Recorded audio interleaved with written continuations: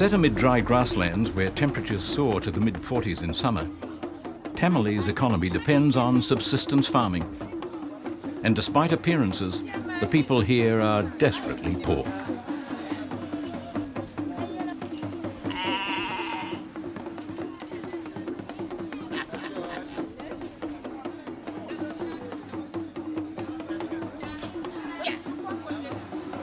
Our destination here is the Canvilli School, but first, our agenda calls for a courtesy visit to the local tribal chief, an essential acknowledgement of local custom.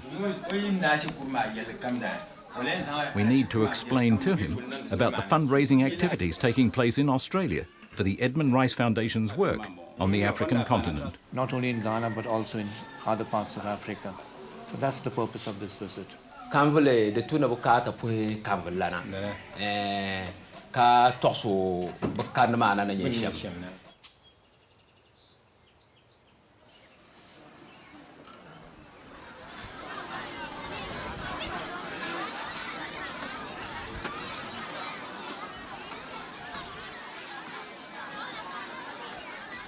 They will be meeting the chief and some of your parents, John's. And so I came to Ghana in January 2007.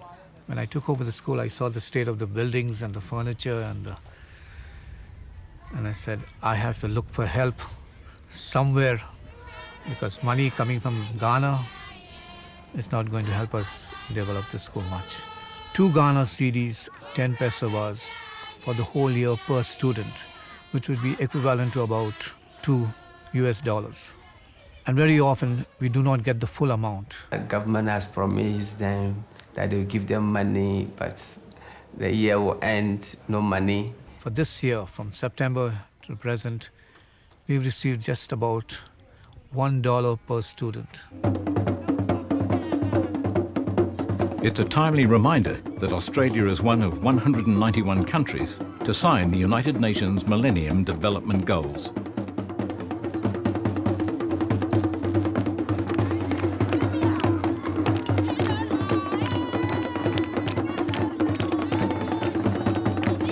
We have a shared responsibility to reverse the growing tide of world poverty. This can be achieved through a range of health and community building programs and infrastructure, and of course, education.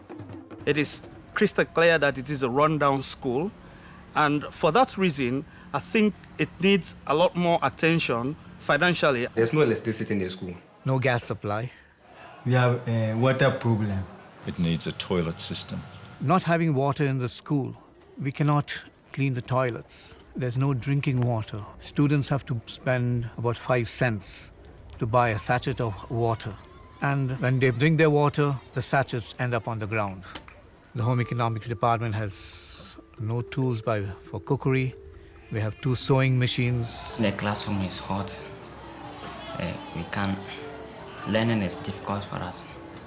Even some of our houses, we don't have lights, so in the evening, we don't know where to sit and read. If we have electricity, in the evening, the students will come here and do reading, do assignments and other things.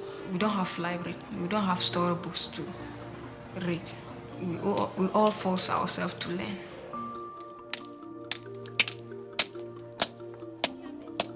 I'm cracking to sell so that it will help me to go into school, so I can use the money to buy all the uniform.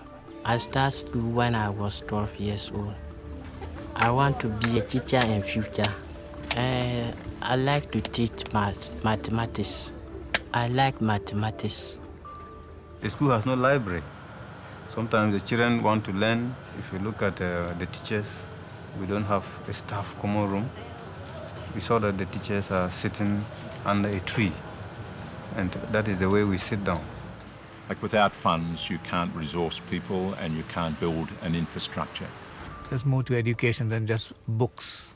In the absence of a food program at the school, part of the daily routine is to supply students with vitamin supplements.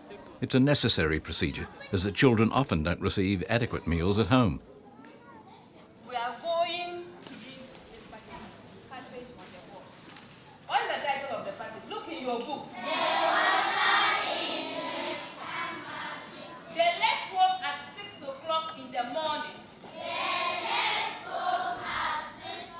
Funding is incredibly tight, so students make the best of what they have. That means sharing the few books that are available.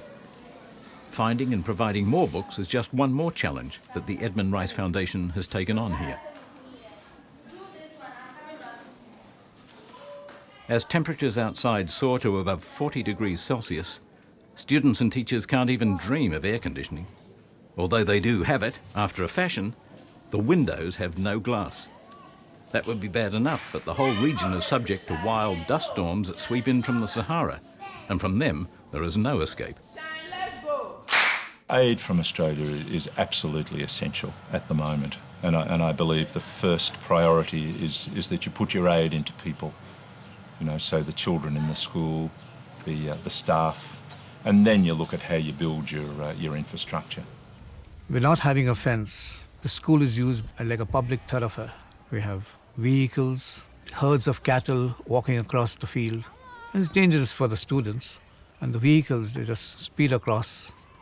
Some of the locals come and use it as a public toilet, even though they have toilets in the village. With the fence, we can protect the environment. We can be sure that apparatus that we buy in the school is safe. Things are protected. I'm told there are about 100 families living just opposite the school in Kanvili village.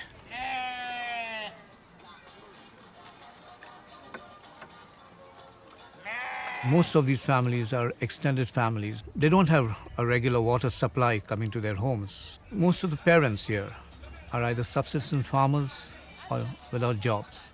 Tamale is 98% Muslim, and the history of that is that Tamale is on the ancient trade routes, if you like, the Arab trade routes that run right through this central band of Africa. You have children there from Catholic families, Muslim families, traditional religion families. We've had no problems with inter-religious conflicts here. Not in the school, and I hardly hear of it in Ghana. In Tamale, the Catholic Church has started this inter-religious dialogue where you have not only the Catholics but other Christian denominations and the Muslims and the traditionalists coming together, meeting very often and just talking about religion. So religion is really not a big problem here in Ghana. Religion is a compulsory subject. It's called religious and moral education. Whoever the teacher is has to make sure they have enough information on all the three types of religions that you find here in Ghana. So if a Christian is teaching the subject, the Christian has to make sure he has enough knowledge on Islam and the traditional religion. And so if a Muslim is teaching, because a student, the exam could be gets a question on any of these religions and has the freedom to choose whatever they want to answer. I find there are quite a number of students in the school who are quite bright, and given the encouragement and the support, they could do very well. So I think education would save the people of northern Ghana.